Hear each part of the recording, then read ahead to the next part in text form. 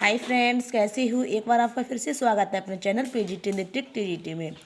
तो यहाँ पे मैं आज बात करूँगी आधुनिक कालीन कवियों की प्रमुख रचनाओं की, जिन्हें यहाँ पे हम ट्रिक के माध्यम से आज याद करेंगे।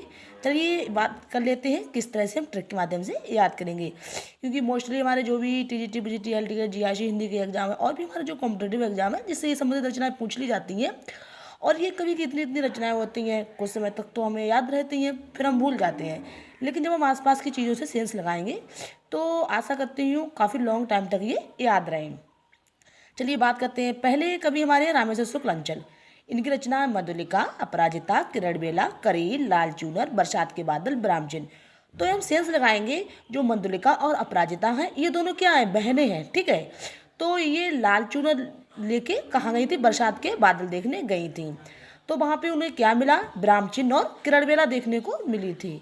तो ऐसे हमारे नेक्स्ट कवि केदारनाथ अग्रवाल जी हैं, जिनकी रचनाओं को भी हम ट्रिक के माध्यम से याद करेंगे, क्योंकि यहाँ पे इतनी सारी इनकी रचनाएं अगर हम ऐसे पढ़ेंगे तो हमें बोरियत भी होगी और कुछ समय बाद हम इन्हें भूल भी जाएंगे। तो चलिए बात कर लेते हैं। पहले हमारी इनकी रचनाएं फूल नहीं रंग बोलते हैं, ठीक है, और नींद के बादल। तो इसमें क्या है, हम लोग कहते हैं कि ये बहुत सुंदर फूल हैं, ये फूल बोल रहे हैं। नहीं नहीं, इसमें इनका कहना है कि अरे फूल नहीं इतने सुंदर हैं तो इसमें रंग ही बोलते हैं। और बादल कैसे हैं, नींद के बादल हैं। गंगा युग की गंगा है, ये कोई यमुना या जमुना नहीं है, युग की गंगा है, ठीक है। और लोक और आलोक, लोक भी है और आलोक भी, ये दोनों क्या है, दोनों भाई हैं। ये क्या लेके आए थे, आग का आईना लेके आए थे और साथ में गुलमेंदी भी लाए थे। किससे लाए थे, ये पंख और पतवार से लाए थे। और फिर उससे कहते हैं कि हे मेरी तुम मार प्यार की थापे। तो ये जो मार प्यार की थापे हैं ये केदारनाथ अग्रवाल जी ने अपनी पत्नी की याद में लिखी थी। नेक्स्ट इनकी ये कहे केदार खरी खरी, मतलब केदार क्या है, कोई भी बात है बहुत मतलब स्पष्ट रूप से कह देते हैं, ठीक है। तो इस तरह से हम सेंस रहे कहे केदार खरी खरी। फिर इनकी एक बेटी है जिसका नाम अपूर्वा, ये मैंने ओनली सेंस के हिसाब से याद करने के लिए ही रखी हुई है। तो आगे क्या है, जमुंजल तुम। तो वो कहते हैं कि मेरे अपूर्वा जो बेटी है ये बिल्कुल जमुंजल की तरह है, ठीक है। फिर उससे कहते हैं बोल बोल अबोल, मतलब बेटी आप नाराज क्यों हो, बोलिए। तो इस तरह से मात्र सेंस लगाएंगे जिससे हमें इजीली ये याद हो जाएंगे।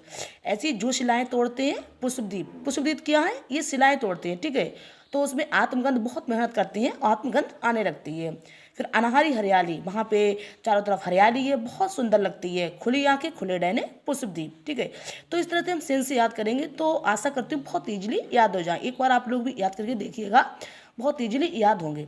ऐसी नागार्जुन है जिनकी युग धारा, सतरंगे पंखों वाली, पुराने जूतियों का कोरस। तो जो युग धारा एक मान लो किसी बच्ची का नाम है जो पुराने जूतियों का कोरस कर रही है और उसने सतरंगे पंखों वाली कोई चीज़ देखी हुई है। तो ये हम सेंस लगाएंगे तो बहुत ईजिली समझ में आएंगे। इसी तरह से आप लोग बाकी रचनाओं में भी ये ट्रिक यूज करिएगा, सेंस लगाइएगा। आशा करती हूँ इससे आपको इजीली याद हो। अगर हमारी वीडियोज आप सभी को पसंद आए तो इसे लाइक सब्सक्राइब और शेयर करिएगा।